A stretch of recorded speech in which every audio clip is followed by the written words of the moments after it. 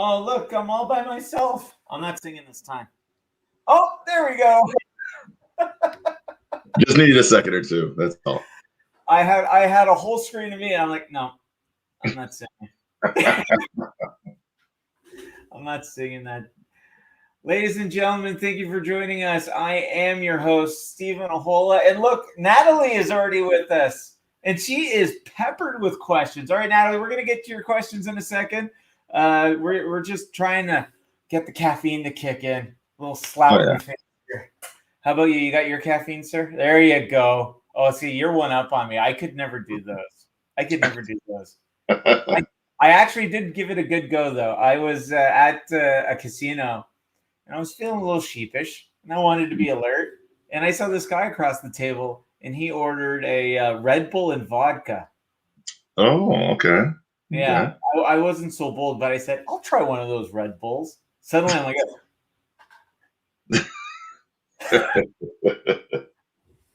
you know you're in trouble when you're vibrating through time and space and everything go down. I know. I could see the future, just not the cards. Oh yeah, you've entered the Speed Force at that point. And I'm sure my synapses were going like the Flash, but the little electric. See, there you go, Brendan. Red Bull and Grey Goose. There you go. Only in alcohol would you think of mixing a goose in a bowl. Oh yeah. I don't think there was ever a wuzzle that was mixed with a goose in a bowl. Do you remember the wuzzles? Oh yeah, I remember the wuzzles. If you guys they had their cartoons too, yeah. Put in the comments. Favorite wuzzle, Jamie? Oh God, I barely remember what they look like. I remember it, but I barely remember what they look like. Bumble Lion. Bumble Lion.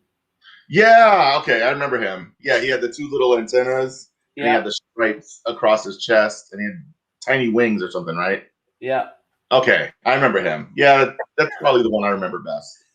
Let's get the preamble out of the way, and then we'll get into some fun. Ladies and gentlemen, thank you for joining us. It is MBartist Alley Live. I am your host, Stephen Ahola, and we are on YouTube. We are on Facebook, and we are also on Collector's Toy Shop. This is how it works. Hopefully, more artists will be joining us. And if you ask us a question, we will ask the artist your question, and you will get entered in a free draw for one of our featured prints. What is our featured prints, you may ask? Well, drum roll, please. There we go. Let's do the run through. It looks like it's just me and you, Jamie. So let's go. Why don't we do this like Mystery Science Theater? If you have any comments, like thick ankles, let's chime in. We're going to kick it off. We've got Bob McLeod's Amazing Spider-Man. Well, this is part 2 of the classic Craven's Hunt, right? Mm-hmm. Yeah. Oh yeah. Yeah. See, I'm waiting for that to come to live action, man. You know it will. You know it will. We've got Chad Hardin's Ghost Rider Possessed. Very cool. We have Francine Delgado's Batman and Sailor Moon mashup. That one is so imaginative. Yeah, I have no like I know who the Batman characters are, but no idea what the Sailor Moon. Mr. Coker, we have a Tales of the Crypt. Oh yeah. About this one. So I've always loved the Crypt Keeper. I think everybody does, but especially with that voice and his mannerisms, his shaky little way of being when he introduces the episode. I mean, to me, he was actually the highlight of every single episode of Tales from the Crypt. And I just kind of wanted to dress him up a little bit, make it look like almost like he's going to a prom or something, but just like the worst, creepiest prom date of all time.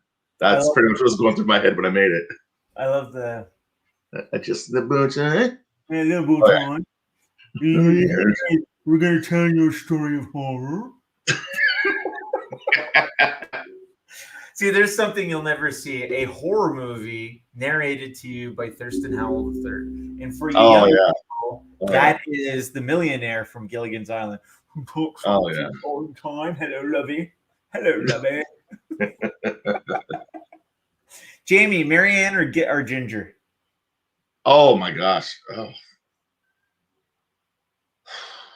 I gotta say Ginger. Yeah. Ginger, man. Yeah. I'm Ginger all the way. Yeah. Yeah. I love them both, though. Yeah. When I was younger, I was like, who am I to be picky? Bob, Hello. as promised, 3:05. Ladies and gentlemen, we have Bob McLeod for exactly 12 minutes today. So we can throw it up on the timer. Throw up the timer. All right. McLeod. 11 minutes and 54 seconds. Right. Okay. So we'll go through the featured art prints real quick. On to the next one. We've got James C. Mulligan's Frozen Sisters of Arendelle. We've got Joe Rubinstein's Conan. Badass, literally. We've got John Heber's Batman versus Punisher. Nice. We've got Mustafa Musa's Captain Marvel. Love the Very colors. nice. And we have some guy named Ahola doing Crypt Keeper as well. See, now when I got to work on it, I had very strict limitations, Jamie, unlike you. Oh, like what do you mean? Well, so I came in on season 3. Season 1 and 2 was on HBO, and it was more geared towards preteens. Yeah. But when it came over to Nelvana on season 3, it went over to Nickelodeon. Oh. So the target market dropped about 6 years. So what you could put into the stories also dropped about 6 years. Oh, man. So the Crypt Keeper turned into more like Little Bear. Wow. So Eric, if you can do me a favor, let's roll around the Bobs real quick. Ooh, sneak peek. Go back to Bob. Bob, your featured art print is this one. You want to tell us the story on this one? I forget. Did I work on this? Yeah. I hope you did. This is one of the covers from the 6-issue series about the death of Kraven the Hunter. And here he is dancing on Spider-Man's grave. Spider-Man's down in the grave. And very tight pencils by Mike Zeck. And took forever to ink, but it came out pretty nice, I thought. Oh, I think so. Oh, yeah. How often do you get asked to recreate this cover, Bob? This one I have not been asked to recreate because everybody wants the one with Spider-Man coming out of the grave, which I've done maybe 5 times, and I'm sick to death of it. This one I actually like better. Is it Danny Moonstar level? Not quite. I'm just starting on another Danny Moonstar commission. So we might get you longer than 12 minutes. No. Oh. That's why I've got to stop at the 12 minutes. I got to go get back on that commission. Well, we'll definitely try to maximize our time. So those are our featured art prints, guys. How you can get those are, number one, you can ask a question and you could get a ticket put into the draw at the end of the show. You do have to be here, and then you could potentially win one. Number two, you could say, I got itchy trigger fingers. Claim whichever one you want, and the lovely Jamie out there will help you out. Or number three, you can go to MBartist.com, and we have it all laid out there. You can fill your boots, whether you want fine art, platinum, or canvas, and you will get free shipping with the very cagey and difficult promo code, free shipping. So that's how we do our so guys, I see you're doing questions, and we're going to catch up to you real quick. But first, Francine Delgado's in the house. Hello, Miss Delgado. Hello, guys. Steven, Jamie, Bob, and everybody that is listening. Everybody out there, I guess it's not TV land, right? It would be streaming land now. Yeah, I think so. You could watch it on TV, though, right? On YouTube? Yeah, absolutely. Absolutely. But I don't think it's a TV channel anymore. It would be, I don't know. Anyways, nobody's looking through their TV guide anymore, checking their local listings to see what's on. That'd be cool, though, if we actually had a listing. Maybe we should do that as a joke. We'll make our own TV guide. Bob, you could do like a Mad Magazine TV guide. I'm surprised you're old enough to remember TV Guide, Steve. Yeah, I know. I'm actually 25. This is from having children. Oh my God. So we used to Were do you talking about TV Guide, the TV channel called TV Guide, or the magazine TV Guide? no. Every week they used to release a magazine, like a little, I guess it The was magazine. 6x8 TV guide, and you would go through it and you'd find the day, you'd find the time, and it would list literally channel 2 is Gilligan's Island, channel 3 is the Yeah, Love it Boat. was only about 5 inches by 8 inches, wasn't it? Yeah, Oh yeah, it's pretty small. I Yeah. call it my Bible. We also got one of those probably years later that somebody else invented, but we have one of those, but the magazine. So yeah, it's kind of like what you were describing. It was just like a magazine, a paper made out of paper, kind of like the newspaper paper. And yeah, it comes like with everything that you can find in the local TV networks plus cable, of course, because cable was the sweet thing back then. Well, we got to catch up to. Let's start at the top here. I got to catch up on some questions here. So, ladies and gentlemen, let me introduce the artists that are here with us today. We have pop culture artist Jamie Coker of the Villainous Villain series, which is taken off like a jet rocket. We have co-creator of the New Mutants and unknown artist of G.I. Joe #1, Bob McLeod. And we have Barbie art director Francine Delgado in the house. So let's catch up with our questions, guys. Natalie Levine wants to know, who were your superheroes growing up? Oh boy. Mine was Francine. Superman. Superman. Yeah, the whole Superman family of comics I used to read as a kid. Very cool. Jamie. Oh man. When I was growing up, I was really into like a lot of the Marvel heroes. So I was always like X-Men, Batman. Yeah, X-Men and Batman pretty much. Francine. I'm gonna be a little bit geek, but Batman is not Marvel, but it's okay. Yeah, I was also same as Jamie. I was a lot into X-Men. There was this, and sadly, it's not a comic. It was a TV show. So don't kill me, guys. There was a TV show on the 90s with the X-Men, and I remember that I was just running like whatever. Like after school, doesn't matter what happened, you just have to run, get home, because if not, you were gonna miss the X-Men TV show. And that was basically what introduced me into the X-Men comics. I didn't know about the X-Men comics before the TV show, and those were like my favorite. Like I was super into the X-Men and all the powers, and I love the social topic that was about. It was not just about super powerful people, but it has this social context, and that just blew out my mind. And before that, I knew from comics. I think the first one that I knew was Spider-Man, and I was super into it. And I was never a fan of Superman because I always thought he was very well behaved. But I really like Batman. It was like too much well behaved to be true. I'm like, I mean, someone that powerful would that be realistic that someone with so much power will be that well of a person? And then I know that there are so many cool good stories about that. But when I was kid, just didn't make sense in my head. But I like Batman because he was more like, okay, that makes a little bit more sense, but still. But yeah. All right. Sorry guys, I took the load.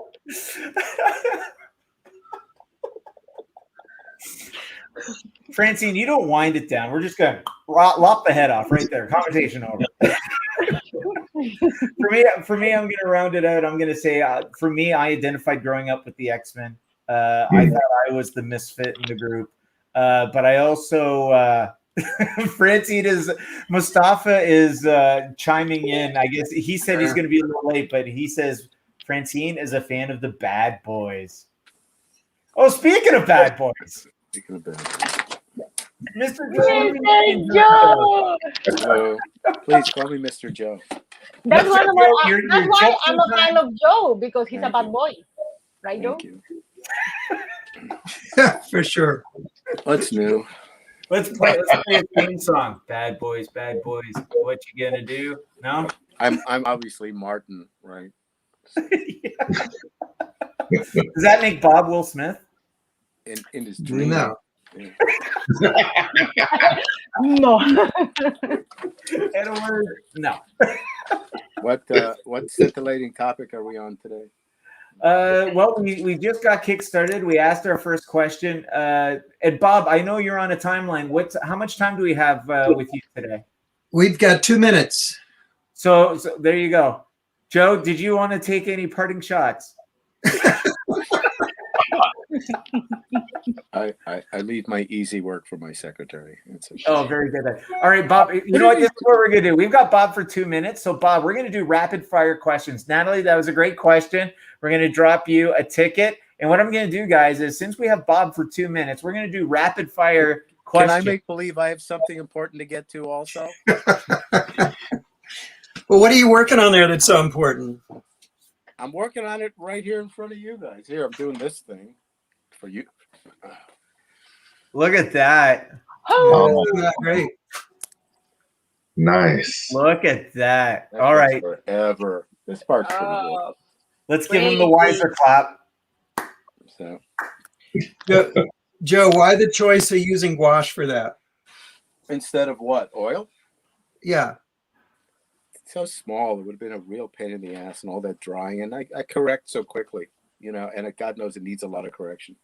So, I just cover over it with the gouache and it's done and I can go back and work on it. The oil would be a slippery hell for a long time, And just this. Oh, look at Commission. that. He's got to go.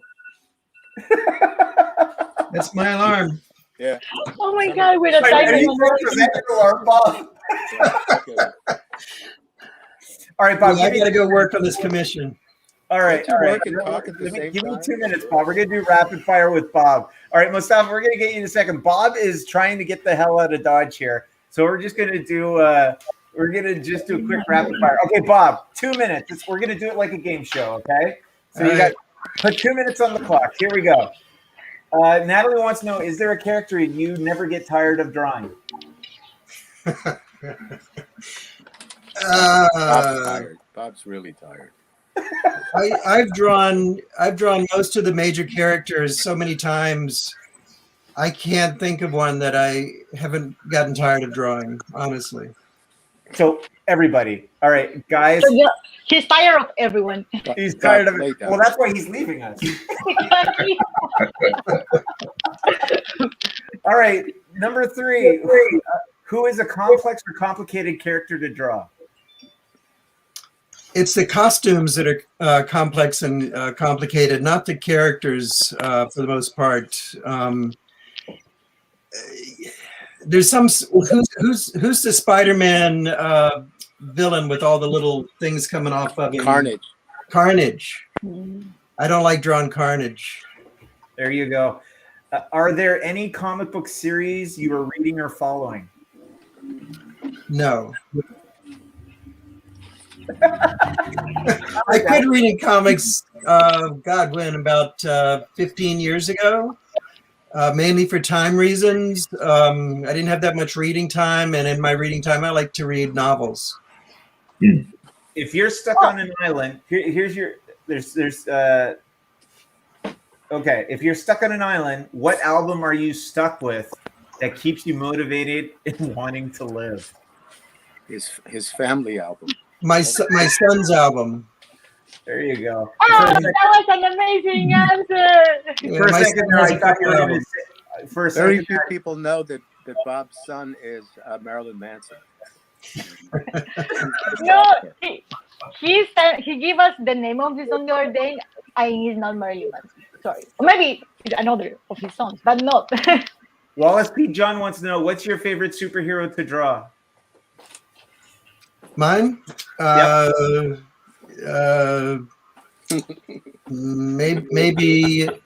the Thing from the Fantastic Four. Oh, cool. Do you draw the Thing with or without the stogie? Both, usually with him. All right, last question, Good and then you can example go, for good sir. Okay. When you start something new, where do you find inspiration for your art choices other than money, Mr. Rubenstein? I'm not paying him. On that note, I'll talk to you guys later. Okay. All right, bye. What did you have him for, like 11 seconds there? What was that? He said, Steven, you've got 12 minutes whether Rubenstein's there or not. Right. Oh, Okay. You know, he makes me seem kind of up. you gotta admit, whatever it is for 10 minutes or the whole show, you always make an impression, Joe. Thank you. I'm making an impression on my seat even as we speak. And speaking of which, Mustafa Musa has joined us. Marvel and DC anchor, how you doing, sir? Sorry about that. We were on the clock with Bob. Oh, no, it's fine. I could hear everybody but you. And while it was still pleasing, I thought I should hear like what you're saying too. So My wife has said the same thing. yeah, I get it. Oh, hey, how is your wife and my children? Oh my God. Oh, they're fine, but they're a pain in the ass since we're in lockdown again for the next I'm glad month. you're paying for them. Okay. Yeah, trust me. I'm paying for them more ways than one. And stretch marks, and you still haven't gotten over your baby weight. Yeah, there you go. Let's take a moment to let that sink in. Everybody do their normal head shake. That's normal. Here's a character with all kinds of sections and shit. Ooh, look at that. Oh, that's cool. I figure I can't do color while I talk to you guys. It takes too much concentration, so I'll just do black and white. Sounds good. All right. Now that everybody knows that Joe half-asses it while he's talking to us, let's move on to the next thing. Marco wants to know, Steven, can I ask my questions in German? It takes too long to translate them all into English. As long as you don't mind the answers coming back to you in German. And not Lieber Augustine. Okay. Yeah. Come and go and be a schmarty. Oh, wait, I can't finish that. Okay. Sure, go ahead, Marco. Why not? Okay. Does anybody here know German? I know Yiddish. Ich bin du. Yeah. Ich I bin don't ein Question Berliner. in German. We'll still give you the ticket, but we're not going to answer it properly. All right, let's roll back to the top. All right, we answered that one. We did that one. All right. Francine, who is a complex or complicated character to draw? I guess like knights when they have big armors. Like sometimes I get asked to draw like anime characters that have like big armors and stuff. And from American comics, I think the more complex that I have been asked to draw, maybe for me was Doom because I didn't know his costume very well, and I have to look for him. And he has like an armor. I think for me it's complex to draw armors now that I'm thinking about it. So Francine, when you and I go out, I shouldn't come with my knight in shining armor outfit? No, just without armor, Joe. Okay. Please. Okay, Only just Joe the wouldn't Doom understand skirt. that is an attitude, Well, not an actual outfit. Okay. Joe, what's the most complicated character for you to draw? I hate them all. All right, so you and Bob are in the same boat. Galactus, War Machine, Jack of Hearts, Taskmaster, which unfortunately I'm stuck with because he has every Avengers attached to him. You know, give me the Surfer, just a naked guy with a little bit of shine. We're done. All right, so okay, I'm not. I had to come back, but you know what? My filter actually kicked in. Wow, write this date down. I know. Mustafa, most complicated character for you to draw. So I remember my buddy Barry Kitson saying Judge Dredd, because there's just a lot going on with Judge Dredd. He's very asymmetrical, and there's leather, and there's that big thing going on, and his helmet. So that's a pretty good answer. But I remember I did a Justice League book where I got to do, Superman, Batman, and Aquaman. Aquaman had little scales, but that was fine. Cyborg, I actually like drawing the robotic stuff and metal and all of that. But Wonder Woman was actually like I didn't realize how complicated in comparison. Like there's the metal and the leather and her hair and like the skin tone, all of that. So, but it seems like I get requests for Wonder Woman more than anything. So, that's like a sneaky challenge, I think. I used to get more requests for Wonder Woman too, but then I had to raise my prices. Yeah. Do you still have the wig? Yes, I do, and I look wonderful. That's awesome. But you would know. I wouldn't know. Yes, at least he paid the price. What about if you want to pay the price? Artists are very sensitive human beings. We really have to get in touch with all different parts of ourselves. Right now, I'm touching myself even as we speak. Okay. Okay, everybody. See,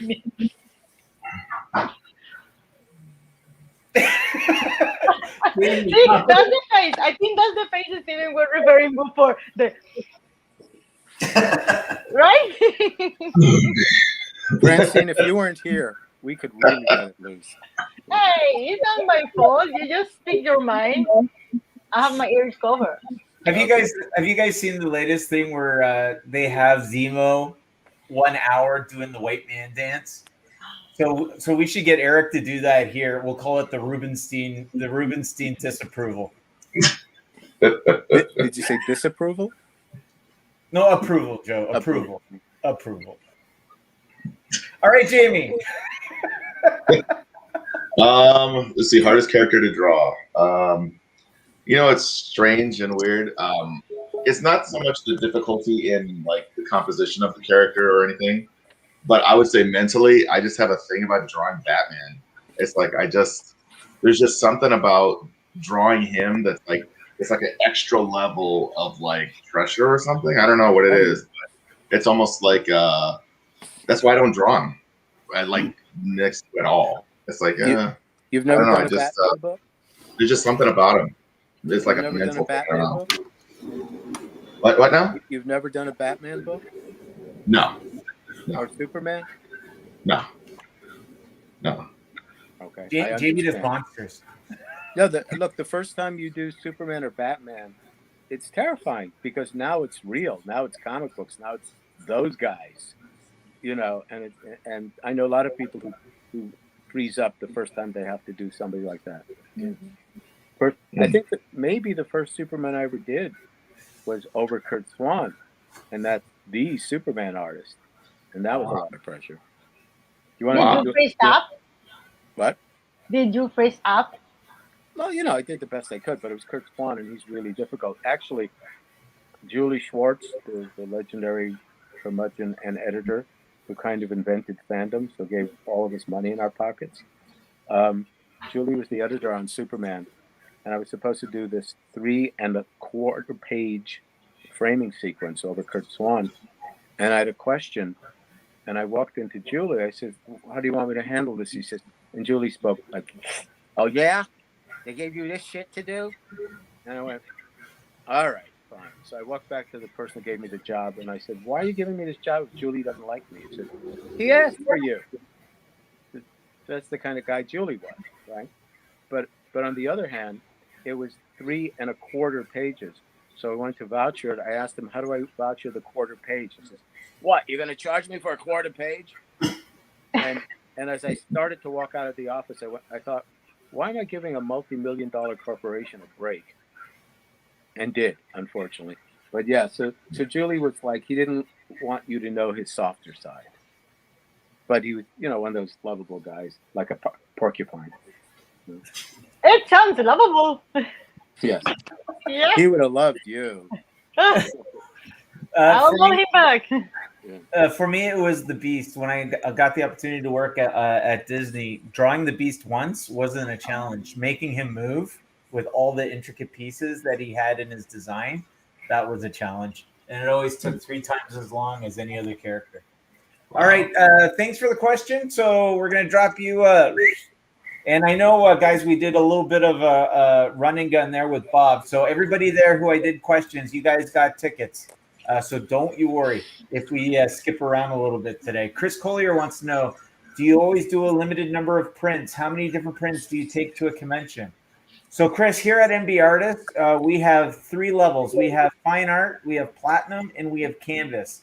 And for the MBartist product matrix, for each exclusive per artist and their archive, we do 100 of each product. Now, in terms of how many we take to a convention, we don't know yet. But I do know that if you were talking about historical, I don't think anybody here ever puts a number on prints that they take to shows. Does anybody here do that, or do they just print them out and run and gun? I don't.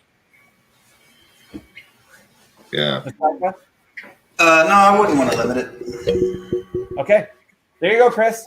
A little FYI. That's actually a good question. We never had anybody ask in terms of we do it here at MBartist because we want to create a premium for the collector.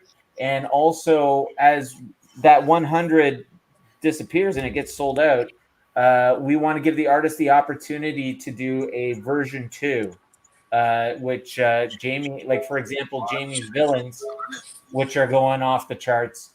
We've already got ideas for what a version 2 would look like. Same with Mustafa and his Star Wars villains. All right, let's move down the list here. Okay, Wallace P. John wants to know, how long has everybody been drawing? What age did you start drawing for fun? And then when did you turn pro? Jamie.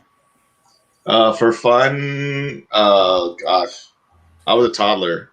I would, just taking crayons and trying to be creative on walls or whatever else was around me. And then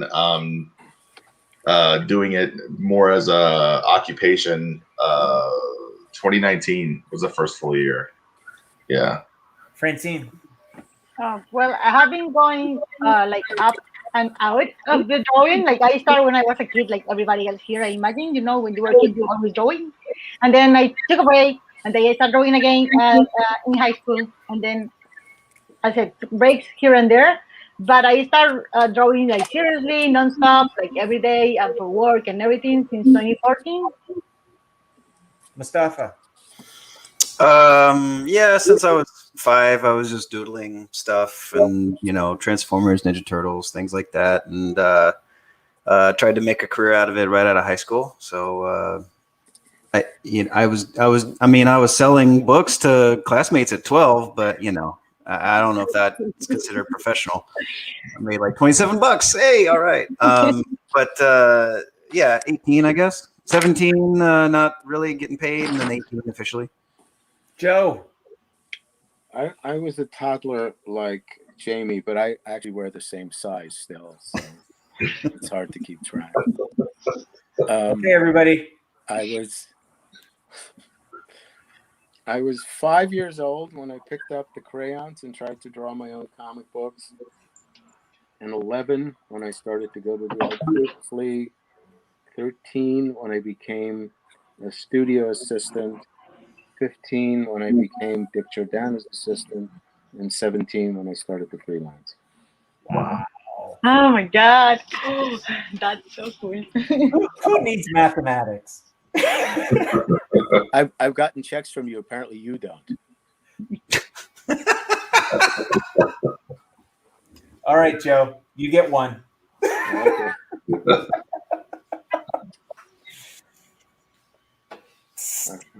All right. For me, I remember my youngest memories drawing Star Wars battles on walls. I used to do like TIE fighters, X-Wings, Millennium Falcons, just battling each other and getting in trouble for it. Can't you be normal and draw penises like the rest of us? No. Except Francine. No, I don't think that's normal, Joe. Joe, I do not think that's normal. Francine, you're known as the virgin artist. Okay. What the fuck? Or the nun of animation. One of them. Okay. I'm not gonna say anything to that. Well, there you go. Why is this on the screen? I don't know. Joe, to celebrate your shenanigans, we're going to give you 1 hour of dancing Zemo. Okay. And I know and it's- people would be very excited to see that. and it's punishment. You might give me 2 hours of dancing Zumba. Yeah, that's my college years, man. Okay. The white man. Illinois. Francine, now. I'm starting That's you all kinds of rumors about you at the next convention. Anyways, I got my first job in my first year of animation college at the National Film Board of Canada. So that I don't even know the year, but I think I was like 18 or 19. All right, there you go. Great question. Thanks for asking, Wallace. We're going to add you a ticket into the draw. Appreciate it. Mustafa, you're a Marianne guy? Absolutely. Yeah. The brunettes all the way. Why Marianne? The brunettes all the way. All the way. Oh, me too. Mariana with Ginger, sure. Oh, yeah. Yeah. All right, you're the tiebreaker, Francine. What?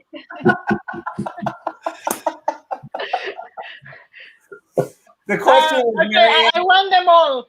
That's a good answer. Good answer. Good She answer. wins. Joe needs 10 minutes by himself now. Oh, God. All right, so I guess we're sticking with the tie. There you go, guys. I like Brandon's question here, so let's ask it to everybody. If you're stuck on an island, what album are you stuck with that keeps you motivated and wanting to be alive? Francine. My album, he means like music. I imagine. Yes. Okay. Yes. I could hear like any of my favorite soundtracks, so I could get stuck with, let's say, the Billy Elliot soundtrack. I will sing that every day. Yeah, actually, I think that would be a good 2 hour. Let's do that on YouTube. 2 hours of you dancing and singing to Billy Elliot on a deserted island. That's like 20 feet long. Okay, I would say like I was dancing when I was 12, and that's everything I'm gonna say. I think we found our preview for next week, Eric. No. Erase that. Erase it. Oh, here, let me get my clicker. Erase it from the internet, please. I forget that you cannot undo stuff when you do them live. Damn it. You didn't top that one, Mustafa. I'm not going to sing it, whatever I pick. Please. Yeah. No, actually, I was trying to. Please, just a little No, bit. the thing is, I was thinking like the Danny Elfman Batman soundtrack.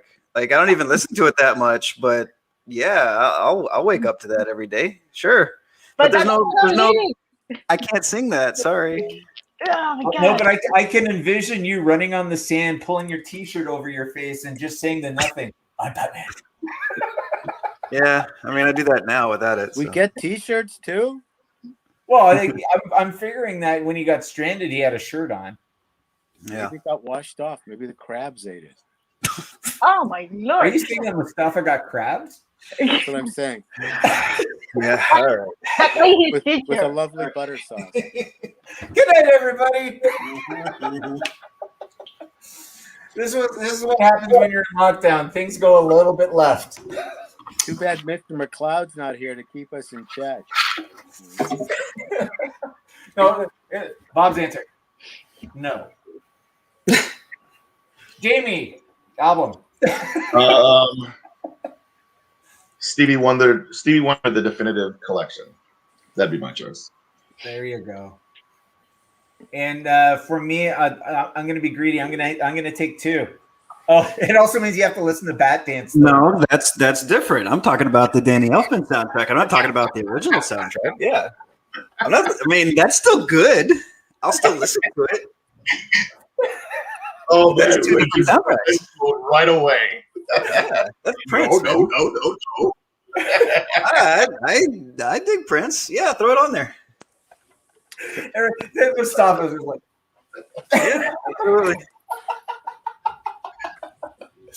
I'm going with Beatles, Abbey Road, and U2, Uptown Baby. Oh, those are both good. Yeah. I love Here Comes the Sun, and if I'm on a deserted island, I'm betting I'm getting a lot of it. Something in the way. That's a great album. Yeah. Oh, I love that album. Yeah. In the end, just the fact that the entire side B is one song is just you can't beat it. You just can't beat it. No, yeah, that's a good one.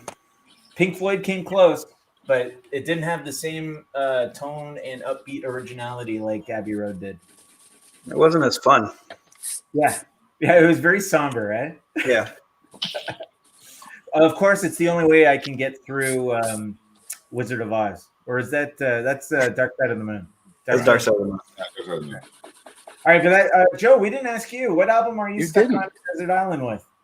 Well, it depends if I want to get the motivation to end it all, something like Chris Cornell, so I can kill myself. No, the question was like to motivate you to keep living. No, I think it was motivation. I didn't hear living. Oh, that's true. But I like Gordon Lightfoot. I'd gladly do the greatest hits of Gordon Lightfoot. 4-chord Gord. Yeah. But you know what? I don't know why people are so afraid of Russia and countries like that invading us when the Canadians are a lot closer and more dangerous by proximity. They're just over there. That's Just because look at Steven. our weapons are beer and snowballs. Are you kidding me? This is how Canada is going to invade the United States. We're going to take you to a bar. We're going to drink you under the table, and you're going to wake up to the Canadian national anthem. That's it. It's done. And you're going to laugh the whole time. Francine, am I right? Like we took over Francine. She came over willingly. Okay, I don't know if that counts like I took it over if I came in with it, but okay. Well, okay, we don't invade. People want to be Canadian. It's the only thing that's on the backpack you don't get shot at. Yeah, that's true. That's true. That's true. Like people come here like us. Damn, Canada is so cool. Only Canadian Army can get away with bright blue helmets with the UN. There you go. Anyways, let's move on. Thank you for the 4-chord Gord note there, Joe. All right, where are we at? Oh, man. Well, everybody's making comments about your armor. Your armor comment there, Francine. Chris Collier goes, ugh. I know. We're restricted. The Collector's Toy Shop is a family environment, Chris. And also, we're on in the afternoon. If it was after hours, I think it would be different.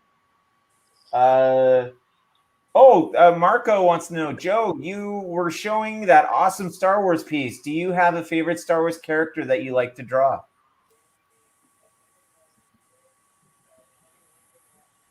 I don't think so. Deep down, you like Artudito. I don't like doing metal guys, so I don't like doing those guys. Though I did have, I was at Kuwait at a comic book convention with Anthony Daniels, and when we would go to lunch together and he would start telling stories, he'd start gestating in that voice, and suddenly R2D2 was sitting at the table. It was great. It was a lot of fun. So, you know, that's the cool thing about being in the comic book business at conventions. There's all this cross-pollination, and you start running into actors that you've only seen on movies or TV series you cared about, and you actually get to talk to them and see them alive. And you know, sometimes you meet somebody who've seen in a movie in nude scenes, and you're not quite sure what to say though. It's like, I really liked that panty scene in that movie you did. That was you have a nice color. See that's what I wake up in the morning on the island. That would keep me alive. So you would never tell Sharon Stone she was great in Basic Instinct? No, well, I actually Alex Kingston was at a convention, and she left her purse sitting with somebody else. And I said, "Whose purse is that?" Said Alex Kingston. Says, "I'm waiting." I was done with lunch, and I waited until she got back, and then we had a little conversation. She did a lovely movie called The Croupier, I think it was, and nice looking woman. If Alex or anybody who knows her is listening, so. But you know, well, let's double down on the questions. So, favorite Star Wars character to draw, and celebrity you've had a chance to bump into at a con and have a conversation with. And celebrity you have been waiting to talk in a conversation. I was in a waiting room with William Shatner and thought I should slap his toupee off, but they'd probably arrest me. So at this age, you'd probably kill him.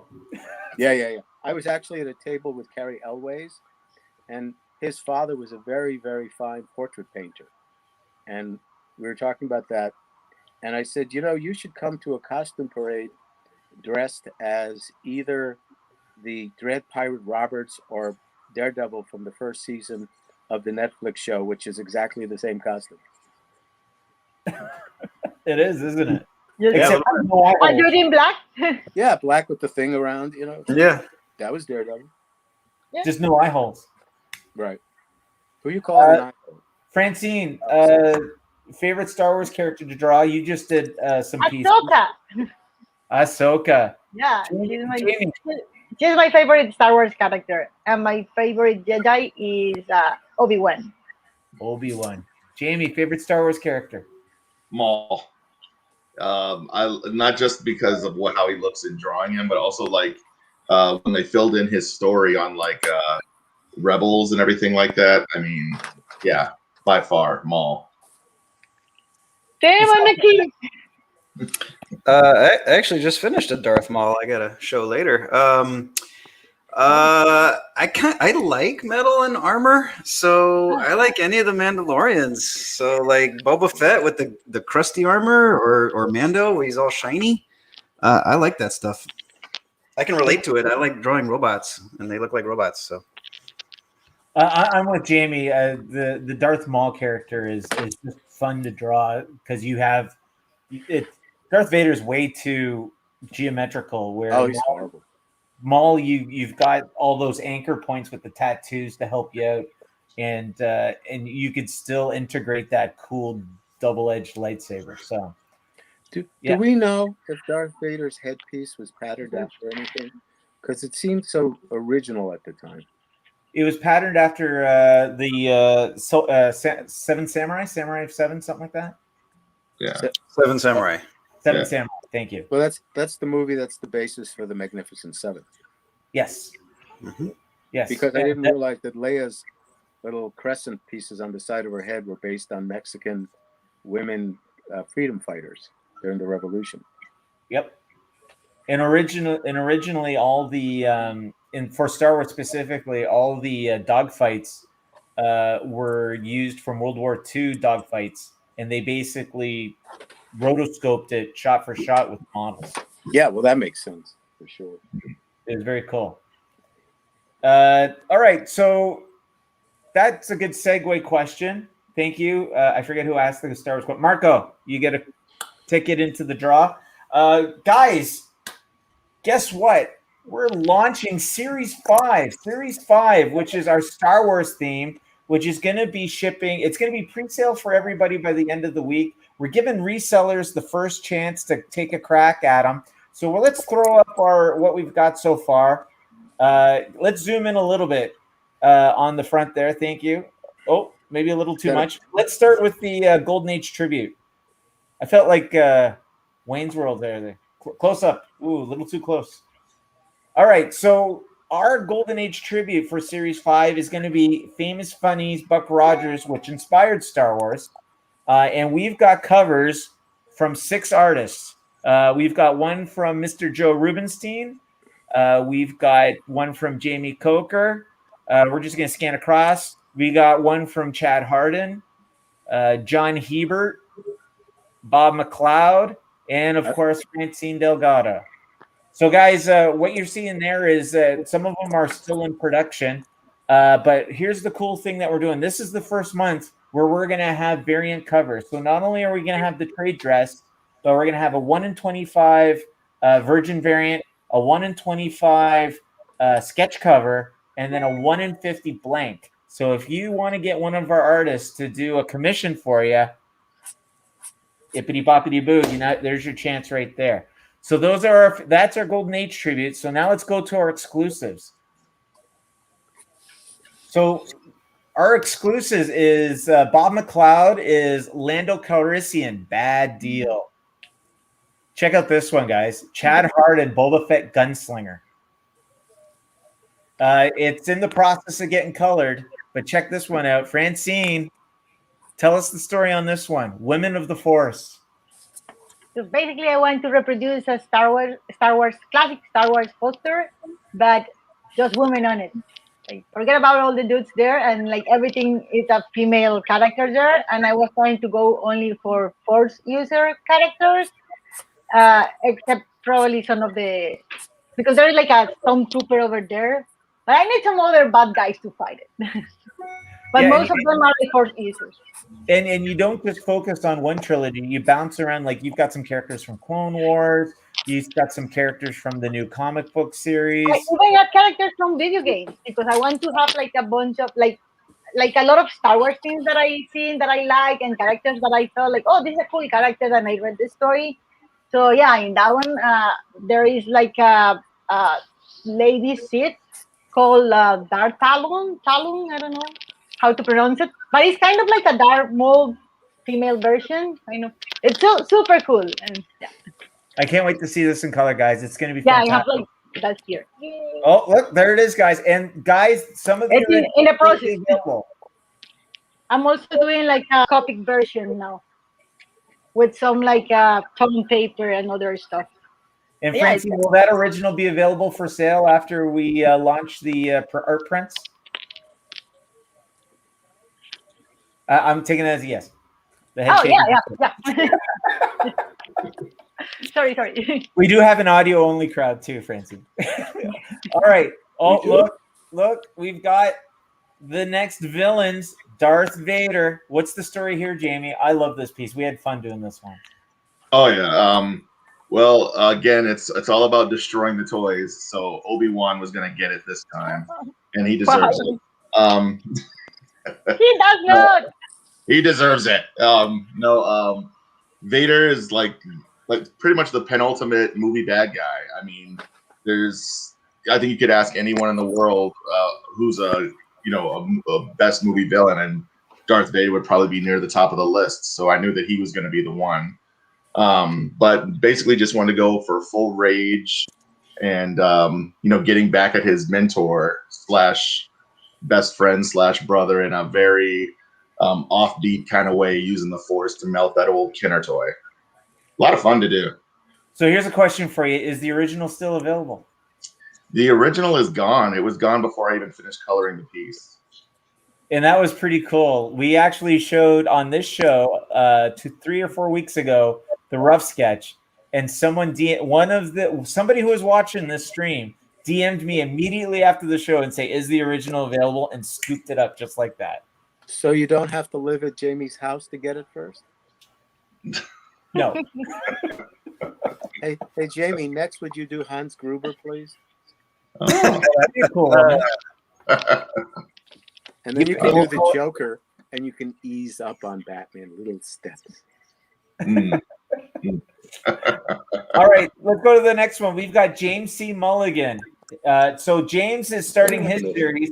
So if you remember, we've called it Disney Starlets. The first one was, what's her name? We did a Marilyn Monroe. We did a Breakfast at Tiffany's, and we're doing this one, which is Carrie Fisher. So that is James C. Mulligan's exclusive for Series 5. And check this one out, guys. We've got John Hebert's Star Wars #1 recreation. And I can tell you right now, the original is available, and it is phenomenal. Moving on to the next one. Joe, apparently you're coming soon. Oh, well, no. What have you heard? Do you want to? I'm sorry. Can we take a look at? Can you show us again what you're working on, guys? I haven't had a chance to insert Joe's because he's doing a magnificent painting of the Star Wars logo. Check that out, guys. You got Obi-Wan. You got your slave Leia, Luke, Han. That looks awesome, sir. No robots. No robots. For R2D2. Hate doing robots. And then finally, Mustafa Musa. We have the Mandalorian Space Western. What's the story, sir? I got an updated version of that one, actually, if anybody wants to see it. Yes, sir. Yeah? Okay. Here it goes. There we go. That's better. Oh, there you go. Yeah? Oh, my Okay. God. So Yeah, with armor and everything. So yeah, I was a fan of westerns, and I wanted it to be a kind. I mean, I saw the Western influence when I started watching Mando, and I wanted it to be like an old timey poster from like the spaghetti westerns from the '60s, and that sketch I had done. Probably this time last year, if not sooner. But there was no shows, so there was no real desire to get it finished. And now, now I got a reason to do it. So yeah, Yeah, All right. I just want to make sure to make. I mean, he was Baby Yoda back then. I just want to make sure he was cute. That was my big thing. Yeah. Go ahead, Joe. You had a question? I was just going to do the Mandalorian breastfeeding Baby Yoda, but then I saw, Mustafa's, and I decided his was better. Right, Well, everybody. I want to see it. You and everybody else, pal. I know, right? That's extra.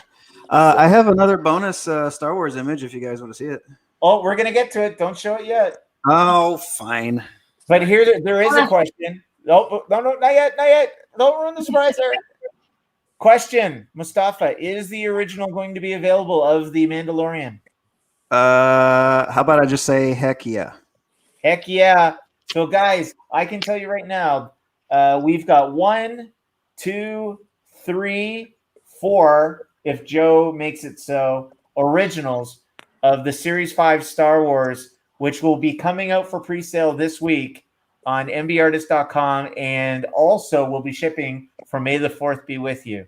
So just again, the originals available will be Francine's, John Hebert's, Joe Rubenstein, and Mustafa Musa. All right, you're saying, Steven, is that all you got for Star Wars? But wait, there's more. And it's not a Ginsu knife. It's more art. Okay, this is our archives for our Series 5. Let's go through them. We'll start with Bob at the top. Whoop. So Bob McLeod's archive is Star Wars Princess Leia. We got one of his covers that he did, Star Wars 86, Princess in Peril. And then we have Yoda, Found Someone You Have. That's Bob McLeod's archive. Dropping down, let's go. Chad Harden. He's got Double the Pleasure, Slave Harley Quinn. What is a series without Chad Harden and a Harley Quinn? But this time he gives us Harley Quinn in a Princess Leia slave outfit. The first one is Hubba Hutta, and the second one is Mr. J's Lucky Day. All right, let's scroll to the side. Francine Mistelgau. Okay, guys, you're going to love this one. Francine came up with a very unique idea. Well, not really a unique idea, but a pretty cool idea. Why have one when we can connect them and do 3? So she did a 3 connector. It's called Star Wars Legacy, Alpha, Beta, Charlie. There's 3 of them. So you can get one or you can get them all. Mandalorian, Ahsoka, and Skywalker. What's the story here, Francine? Okay, basically, I know that these were supposed to be archived, but I didn't have any Star Wars on my archive. So I thought I'm gonna have fun with these 3 pieces, and I instead of having 3 different ideas or concepts, I just throw in a very large poster, like white, where you can have a bunch of characters that you may like, and I decide to have like 3 main characters, one per each individual posters, and then just like something else that makes sense, like some characters that make sense with the 3 main characters I choose. So if you put it all together, it's like from sunset, kind of like in Luke's planet where you find it on the first movie, and then it goes like moving more to a darker setting when we have the Mandalorian, that it has more a darker story kind of. And in the middle, we have Ahsoka and some female characters, all Jedi's or Sith Lord. And yep. Most important question, Francine. Will the originals be available? No. No. No. Okay. No, they are not for sale. Sorry, guys. No originals available. Okay, no worries. Okay, so that's Francine's archive. Let's drop down to John Hebert. No, we'll hit Joe up on a second. So John's a little behind, but as you can see, check out his Star Wars icon. So basically, what Joe wants to do is he's going to be doing 3 Star Wars icon, and his first one that he's got roughed is Boba Fett. Look how cool that is, with the slave one in the background. I do know that the second one is going to be Darth Vader. We don't have an image yet, and there's his concept for Han Solo and Chewbacca. I guess they're high rolling it in Vegas. Ah, cool. So there's John's archive, and going over to. Okay, Joe. We got to figure out you still. That's cool. He's coming soon. Let's drop down to James C. Mulligan. So James is 3 pieces: Darth Vader, Sith Lord of the Empire, a Star Wars reimagination of the classic painting Enchantment with Princess Leia, and then he has his own Mandalorian, Bounty Hunter. All right, let's move over. Mr. Coker, here's your 3 archives: Darth Maul, Rage of the Sith, Grand Admiral Thrawn, cultural strategist. And of course, you got to appeal to the kiddies a little bit once in a while. Here's Star Wars Cuddle Cuties. What's the story on these? Well, the Darth Maul one was one that I'd actually done a while ago because there was a convention coming up here in Minnesota, and Ray Park was actually going to be there. So I just was like, I got to get a Darth Maul piece done. I got to get it done. So I drew it out pretty quickly, got it colored. Actually met him at the show and got to stand there and have a conversation with him because it was probably one of the slowest shows ever. But he was, we just talked story for like 5-10 minutes or something until somebody finally came up to get an autograph or whatever. He's just the nicest guy. He was, just a joy to be around.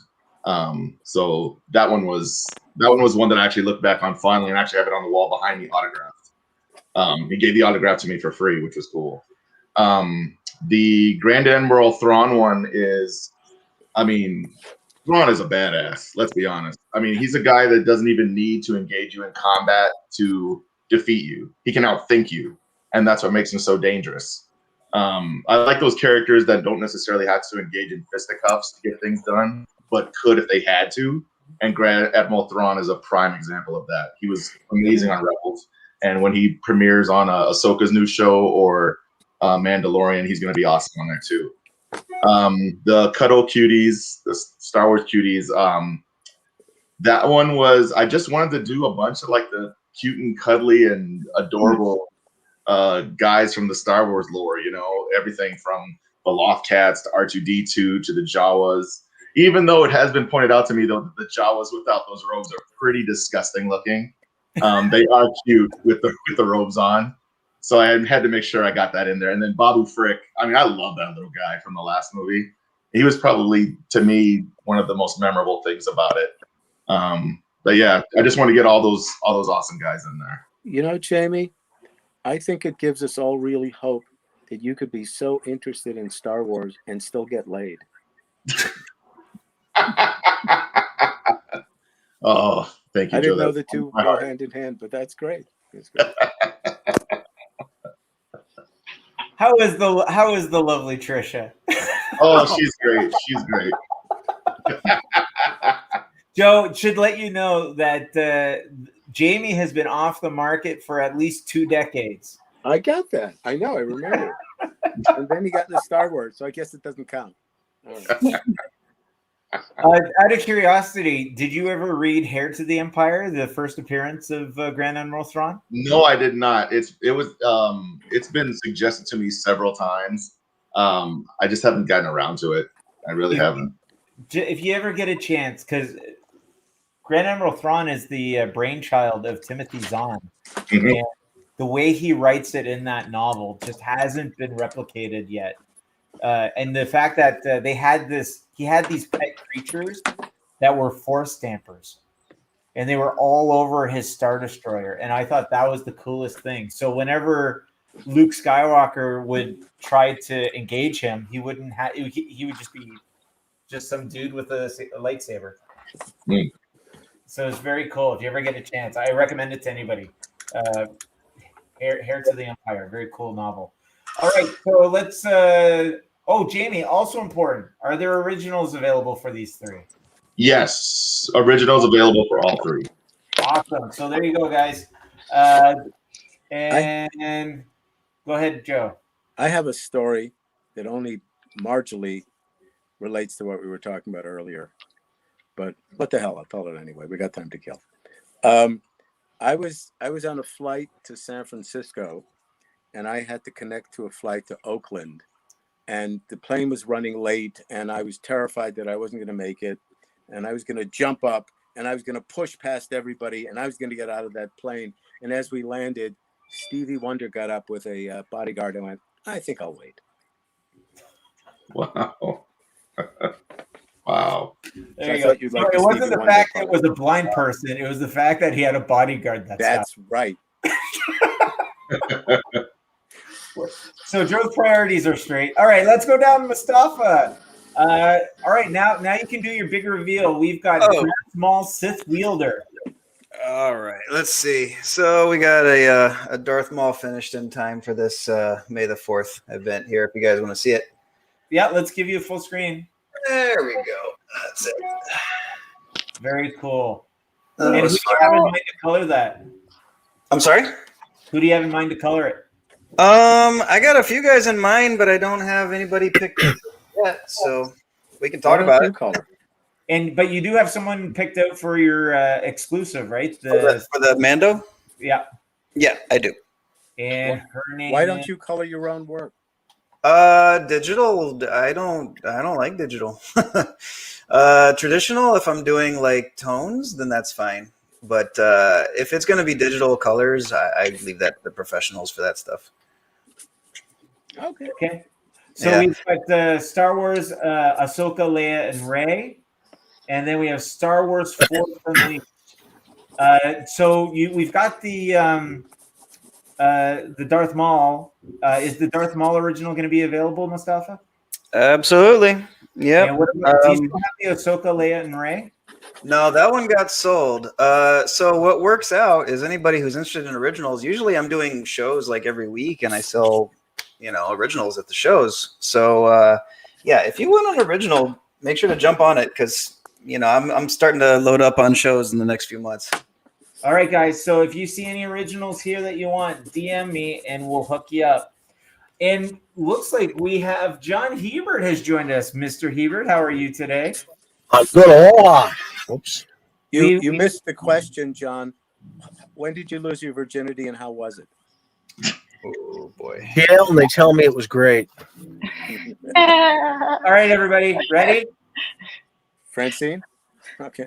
I didn't miss it. I already answered it a long time ago. Sorry. Sorry you were not in the show. Okay. Francine, are you saying that you missed Joe's virginity? Steven, why are you making trouble? Why? Let me put it to you this way, gang. I used to have long hair in a Camaro. Need I say more? Oh. I think you could still buy back the Camaro. No, I still have it. Oh, all right. It never left. Nope. John, It's we the were just introducing the Series 5. So if Eric's good enough, I'd like you to talk about your pieces. Let's do your exclusive first. The Star Wars? The Star Wars. Let's bring that up. All right, there we go. Other side. Oh, we'll do this side first. So you got some. We've got your Star Wars icons. We've got Boba Fett, Darth Vader's forthcoming, and a very loose Han Solo and Chewbacca. So I know that you have a vision for all three of these. What's the story behind these pieces? I was a huge Star Wars fan when I was a kid.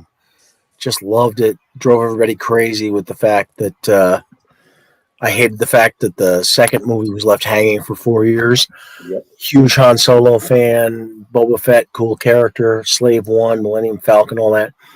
It was a thrill to do Boba Fett and Slave One because I'm a tech guy. I love cars. I love automated stuff. The Star Wars icons, Han and Chewie, is going to be a cool gambling site. It's not. We've changed it since that initial layout. That was a toy thing, which you poo-pooed. So it's going to be a gambling shot. The Darth Vader thing will be something involving light and shadow and color and hopefully a decent composition thing. That's where we are. Cool. And we're going to flip over to your exclusive. I love this piece, man. And I loved watching you dive into it and slowly evolve it. It's your Star Wars #1 recreation. We're slowly getting to it. What's the story on this one, sir? Well, it's the original cover from the first issue of Star Wars. And I'm like one of the world's biggest Howie Chaykin fans. He was really good to me as a fan, an art student. But I always thought that was not indicative of what he was capable of doing. The layout was great, et cetera, but I thought it could have been cooler, and I tried to take it up a little bit, not as a slight to him, but as a tribute to him. And I put a little more Han in because I'm a Han fan.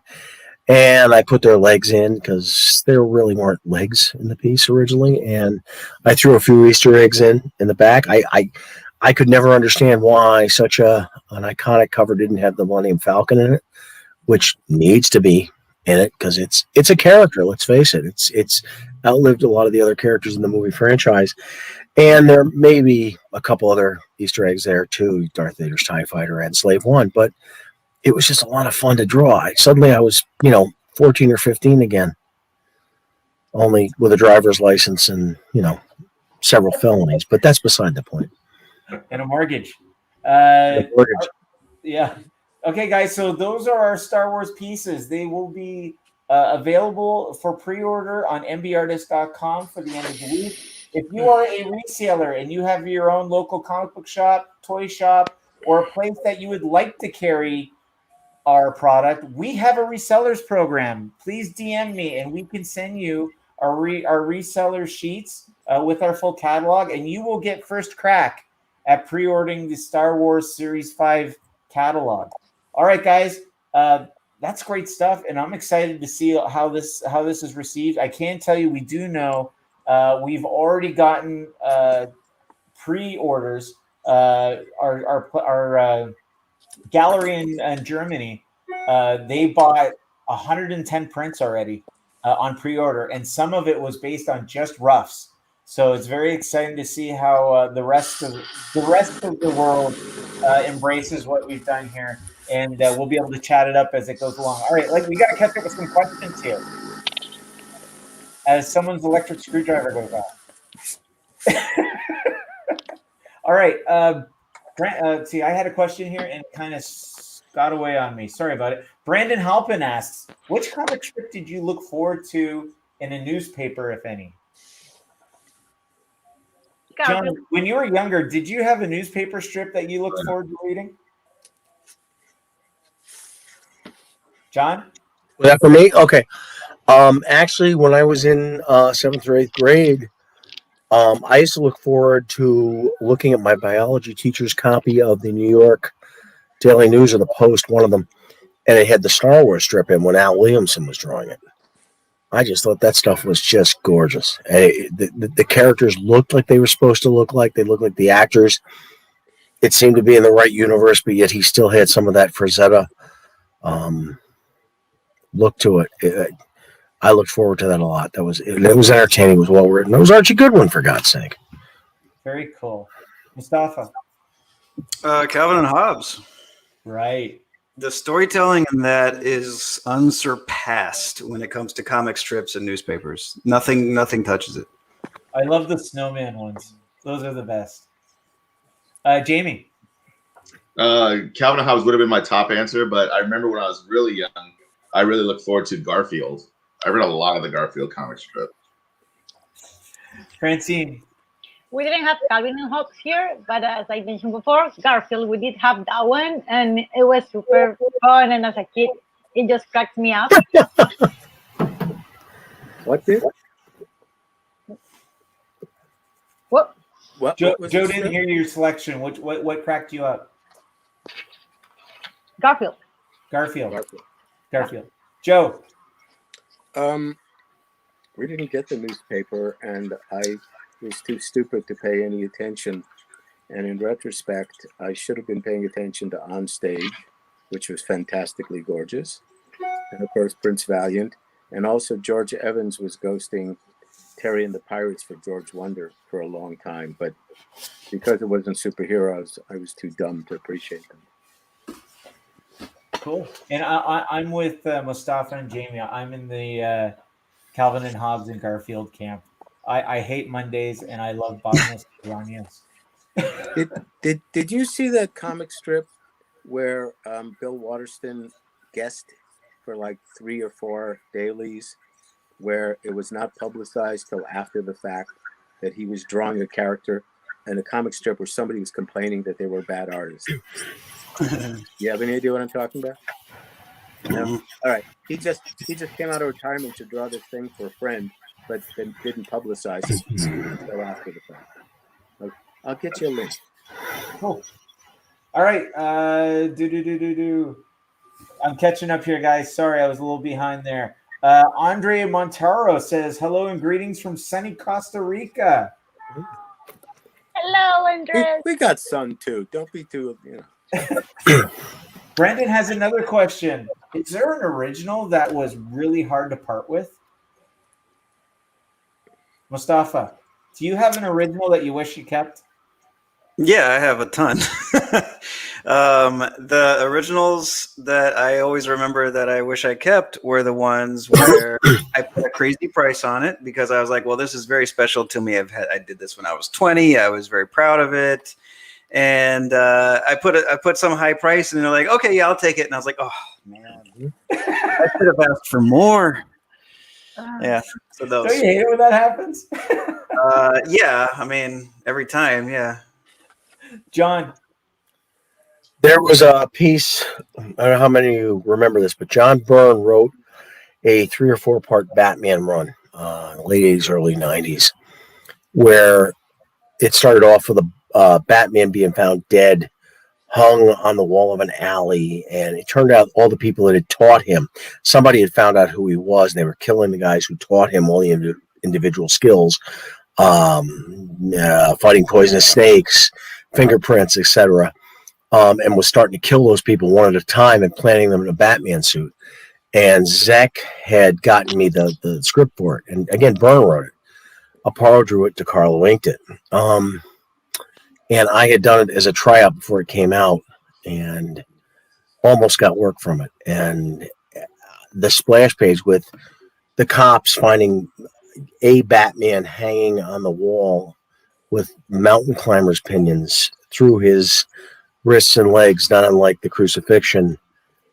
I sold a lot of prints of that. And yeah, I sold the penciled page to a fan, and I think it made an Oldsmobile payment for me, but I hated to let it go, but it needed to go. Jamie. You know, when I think about it, to me, it's like a lot easier to part with originals now just because, you know, whatever. But dude, back in the day, when I, was a punk kid drawing stuff for like lunch money and stuff, man, I get that 75 cents, $1.25, whatever it was, draw something for somebody. And I would draw it, and then it'd be like, I don't want to give this to you now. I don't want you to have this. It's like, but eventually I'd end up giving it to them because they paid me to do it.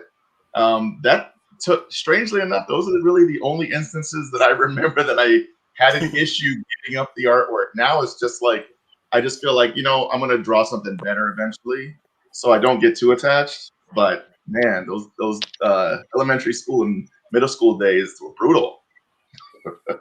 I got paid to do notes for people. I'm sure you have no problem getting rid of those. And you're under arrest. Francine. No, I have never sell an original that I felt bad for selling it, but I have some that I don't sell. And that's why I don't feel bad to sell the ones that I sell, because the one that I don't want to sell, I just don't sell them. And there is one that I really like. It was like my first cool watch or acrylics painting, but I didn't sell it. I give it to a friend. So sometimes I wish I keep it, but when I remember, no, it's a very dear friend, like, okay. It's in good hands. She's gonna love it. She really likes art, and yeah. Joe, you ever done an Uh, original you wish you kept? Well, I wasn't sure if you meant one I had done or one I owned. You can go either way. Well, I mean, I suppose I would like to have kept a bunch of the originals from the Wolverine series and all that, but I don't know if they would have appreciated in value by changing hands over the last 40 years, because the Wolverine #1 cover was in a museum show recently, insured at $350,000, and I got 60 for doing it. But unfortunately, there was a period of time where I had to get rid of artwork like a beautiful double-sized Joe Kubert Sergeant Rock and a double tabloid-sized Neil Adams original from Greatest Adventures or something like that. Damn thing's probably worth $100,000 today or something. And I actually got, well,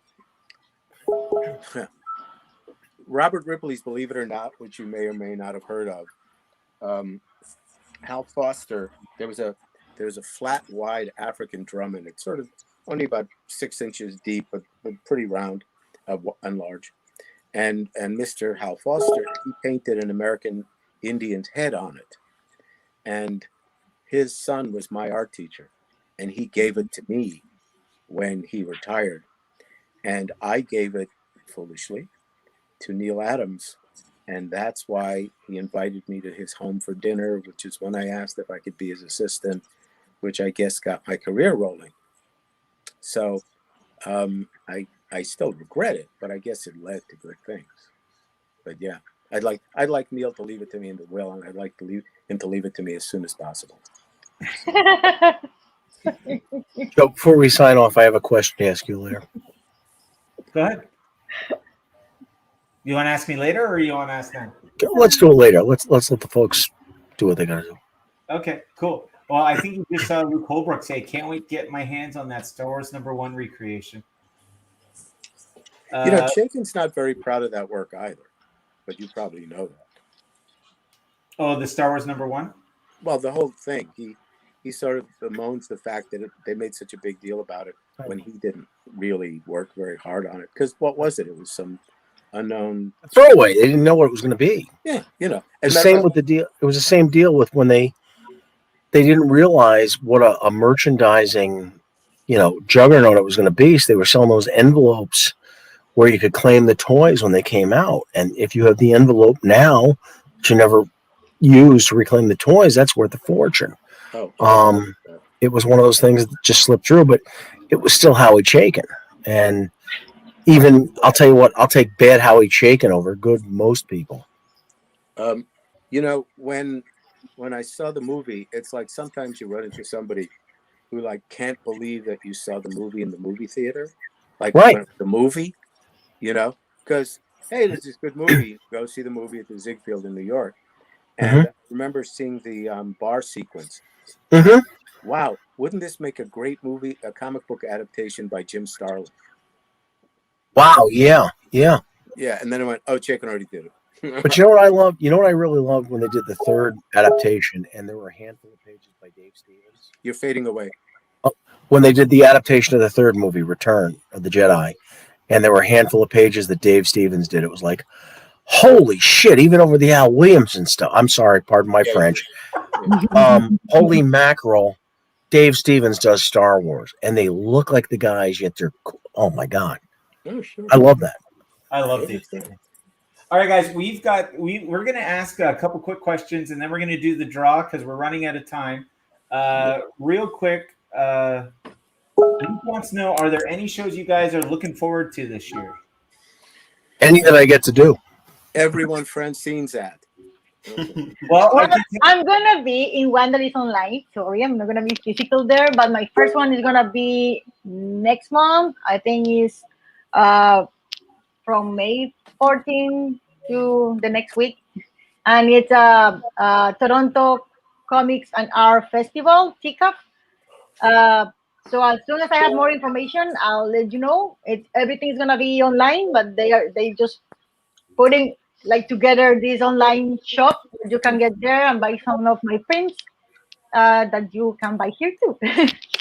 Canadians are sweet and gentle people with very round heads, so you can spot them all over the world. Okay. Listen here, buddy. And for some reason, you carry hockey sticks wherever you go, summer or winter. Hey, we're nice and gentle until we get angry, and then we jersey you. The best there is, the best there was, the best there ever will be. Jamie, tell me, give me a couple shows that are coming up for you, and tell me when you're really looking forward to this year. Let's see. This weekend I got the Fargo Boyhood Comic Con. You can find more information about that on Facebook. I actually did a piece with a bunch of like different characters who are doctors from like cartoons and comic books. I'm donating that for an auction. If you can't be at the show, you can go on to biddingowl.com and bid on it there. Benefits go to the Sanford Children's Hospital, which is a great organization, and I'm happy to help out any way I could. The week after that, I have another show called iMagicCon. It's in Minot. You can also find details about that on their website or on Facebook. As far as shows I'm looking forward to, man, I'm looking forward to all the shows. I'm looking forward to seeing people again, being around people, seeing you guys, saying hello, actually like putting, I don't want to say breathing the same air because, yeah. But anyway, Jamie, you know, when you're at the convention, don't talk to Bob. Just a little piece of advice. Just don't say hello. Don't look him in the eye. Sorry, Mr. McLeod. I apologize, Mr. McLeod. Okay. Can I make you a sandwich? You know, you think Canadians are bad, but Baptists, when you piss them off. Oh my God. Or Ukrainians. Well, that goes without saying. Mustafa, what show you got coming up, and what are you looking forward to? Well, actually, as we've been talking, looks like I'm doing this show in San Antonio at the end of the month, Alamo Hero Con. Let's see, there's another little store appearance here in Houston this weekend. I'll be stopping by at DNA Comics, I think. And let's see, Comic Palooza is my hometown show. That's a big one in July. I'm looking forward to that. But the one I'm looking forward to is, seeing you guys in person. Yeah, that's my answer. And for us, we're going to be kicking things off at Fan Expo Boston, and then we're going to be running. Yes, John. I am actually booked for one in Wayne, New Jersey in June. There you go. Yeah. Wayne, New Jersey. Anyways, guys, we can't catch up. We've only got 3 minutes left, and we got to do the draw. Somebody's got to win. If you did do a question here and we didn't get to you, we did give you a ticket. I'm sure Jamie is frantically doing names and putting them in the box. And she should be here any second. Any second. Any second. Oh, there she is. There was a leg. There was a leg. There was a real leg. All right, here we go. And the winner of this week's featured art print.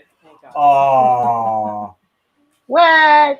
You know what? This person always complains that he's always the bridesmaid and never the bride. Congratulations. You are finally a blushing bride. Mr. Brendan Halpin. Look at that. Give it up. Give it up. Our biggest supporter. Guys, Brendan has been taking our artwork. He took the shredder off his wall, as long with Mustafa's stuff and some of everybody else's. And he's been going around to comic book shops and toy shops and saying, guys, you got to check this out. We love you, Brendan. Let us know which one you want. I know you're still out there. So there's not even a need. There's not even a need. See, there he is. Look at these. John Hebert's Batman and Punisher. You got it, sir. Excellent choice. Good choice. Good choice. All right, guys. We've got 2 minutes left. I'm sorry we didn't get to everybody's question. Frank, we just went through the Series 5 Star Wars theme. It is going to be up by the end of the week for pre-order. It will be shipping on May the 4th. Now, we just did show, and we do have some that's not completed yet. They will be rolling onto the site as they are completed. And if you are a reseller, please DM me. We would love to send you our catalog so that you can show some of these artists' fine, majestic talents in your brick and mortar shops. Oh, look at that. See? Even Brendan, he is Canadian at heart, and he says, thanks, buddy. All right. So from everybody here to all of you, I want to thank you guys for coming out. Jamie Coker, Francine Delgado, John Hebert, Mustafa Musa, and of course, Joe Rubenstein. Thanks for coming, guys. I appreciate it. And we'll see you all next week on the flip side. Good night.